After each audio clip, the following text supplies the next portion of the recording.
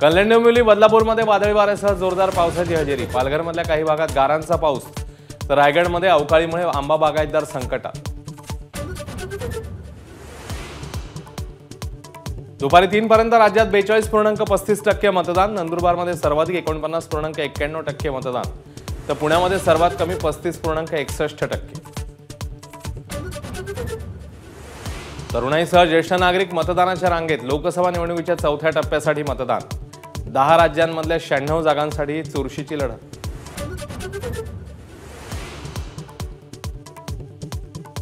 बीडमध्ये पंकजा मुंडेंचं कुटुंबासह मतदान, तर रोहिणी खडसेंनी रक्षा खडसेंना दिलेल्या शुभेच्छा ठरल्या लक्षवेधी। इतर उमेदवारांनी बजावला मतदानाचा हक्क। शिरूरमधील राजगुरुनगरमध्ये बोगस मतदान झाल्याचा आरोप, तर पुण्यात शहर काँग्रेस अध्यक्ष अरविंद शिंदेंच्या नावे दुसऱ्यानेच बोटाला शाई लावल्याचा दावा।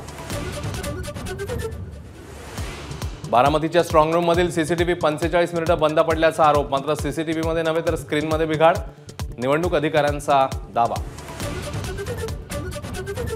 नगरमध्ये अधिकाऱ्यांना हाताशी धरून भाजप उमेदवारांकडून स्वतःचा प्रचार, निलेश लंकेंचा आरोप। तर शिरूरमध्ये पोलिंग एजंट बनून सत्ताधारी पक्षाच्या कार्यकर्त्यांचा मनमानी कारभार, अमोल कोल्हेंचा आरोप।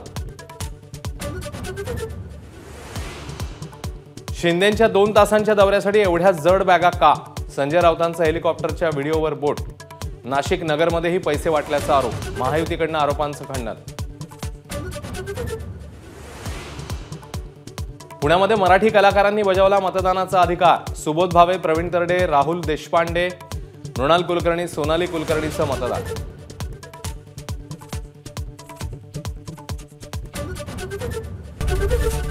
एबीपी माझा, उघडा डोळे बघा नीट।